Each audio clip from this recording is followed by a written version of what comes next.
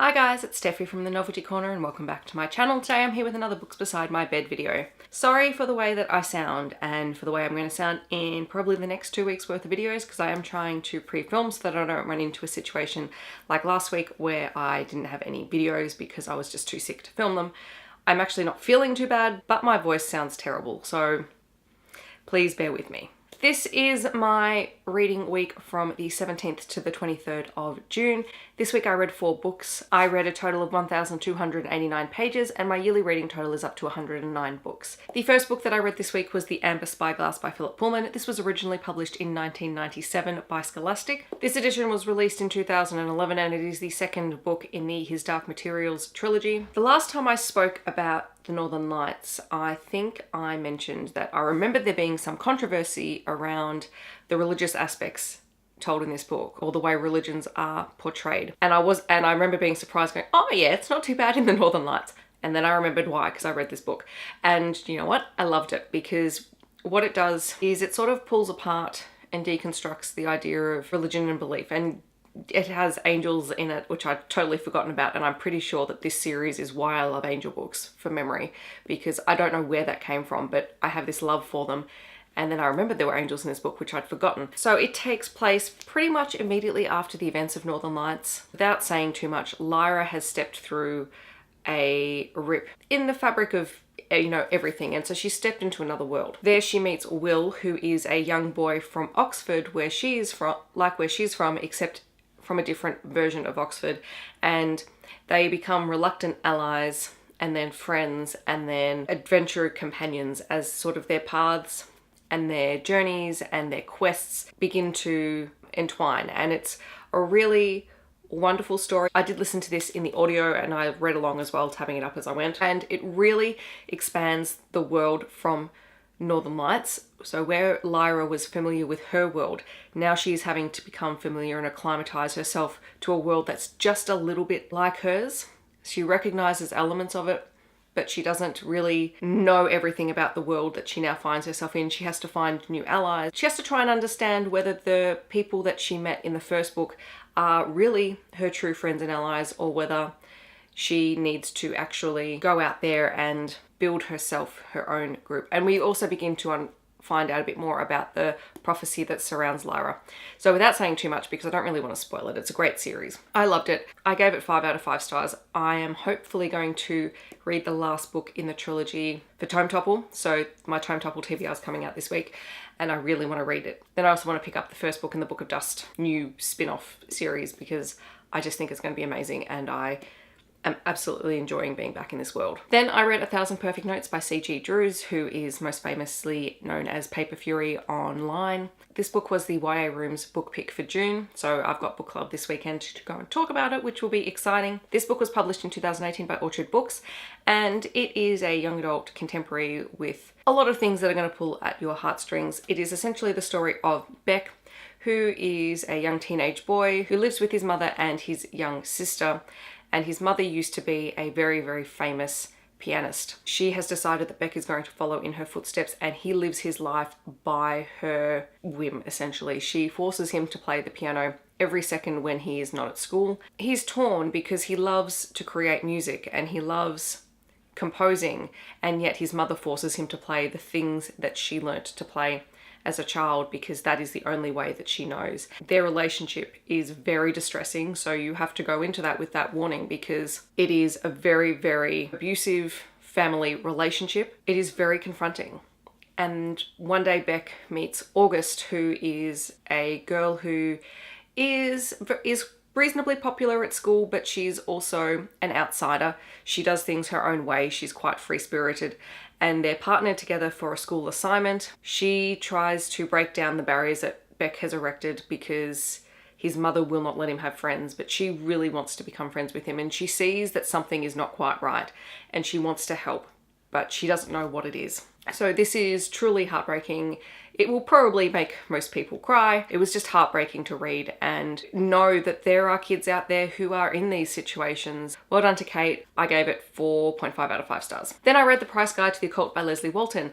This is a 2018 release from Candlewick Press. I gave it 4 out of 5 stars. I don't know really whether to say this is magical realism or paranormal. I'm probably leaning a little bit more towards magical realism because it is the real world. Witches are not a common thing, but there is witchcraft in this book. So I'm going to lean more to the magical realism side, and I loved this book. I thought it was really, really intense and gripping, and there's a bit of a thriller element running through it, which was fantastic, and that's exactly what I needed. It's not very long, so it's very easy and quick to read. It is the story of Nor Blackburn, who is descended from a witch of immense power, Rona Blackburn. History says that Rona Blackburn moved to an island and had a run-in with the local settlers. There were 8 men who settled this island, and they ran afoul of her, and so she cursed them and the land, and ever since then all of her female descendants have found themselves on the island inheriting one of her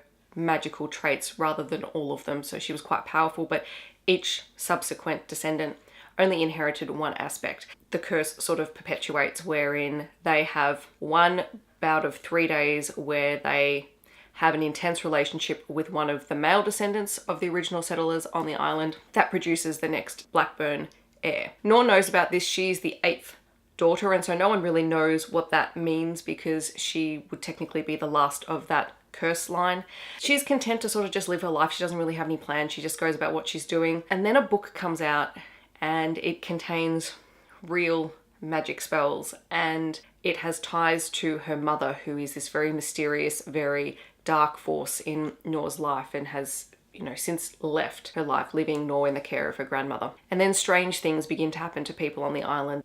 People start having these fern tattoos appear on them, and it's all tied in with this book and her mother and her history, and it is just dark and creepy, and I loved it. And the last book I read was on my Kindle, and that was an arc of Record of a Spaceborn Few by Becky Chambers. Becky Chambers is one of my all-time favourite science fiction authors and one of my all-time favourite authors. Record of a Spaceborn Few is the 3rd book in the Wayfarer series, and it is being published in July. I gave it 5 out of 5 stars. I can't even say how much I really enjoyed this book. It is really slow burn, like all of her books. It is not a fast action-paced story, and in fact this one has a really lovely sort of mystery element woven through it. It's told from so many different perspectives, which admittedly did take me a while to get used to who the characters were and how their storylines fit. It took me a couple of chapters of each to really hear their distinct stories, and then you see how they begin to weave together, and it was just beautifully done. So Record of a Spaceborn Few is about the group of humans who left Earth on these homesteader ships. So I mean, it's a popular thing in science fiction where humans basically leave on an exodus on these big ships, and I think there were 32 in the Exodus fleet, and humans have since left the fleet and gone off onto different planets and become part of the much wider group of galaxy citizens, but a core group of these people have stayed on these ships, and so they're known as the Exodans, and they have their own particular culture and way of doing things, and that's sort of being told in this story, but from the perspective of one of the other species who's come to observe them and to record their culture and sort of the history of the Exodus fleet. Meanwhile, we get all these stories of different characters who are on board one particular ship, and there is a mother, there is a teenage boy, there is an older woman who is an archivist, so she documents everything that happens, so that the Exodus fleet has this huge history of everyone's memories and everything that's ever happened to the fleet. You have a woman, I think she's probably in her 30s or her 40s, and she is a caretaker. So she helps care for the dead. There's a great tradition in the Exodus fleet for how they do care for their dead and how their dead are then put back into the ship. And so it's the idea being that every single person and every single object on the ship constantly is being repurposed and reused, which I'm doing a really terrible job of explaining this, because you have to actually read it to understand it, because it's quite beautiful and poignant in its own way. And there's also another character who is not from the fleet but has descendants who were once part of it, and he returns and he tries to find a home there but finds it really difficult because he is an outsider.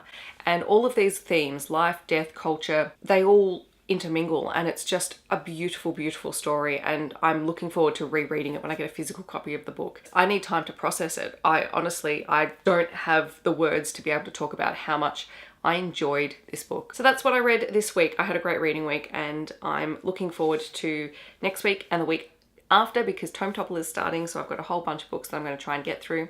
In the comments below, let me know if you have read any of these books, or if you haven't, which ones you are really intrigued to pick up when you get a chance. Also, let me know what you have been reading this week if you have any recommendations for me. I hope that wherever you are in the world, you're having a wonderful day, and I'll catch you guys in my next video. Thanks so much for watching. Bye guys.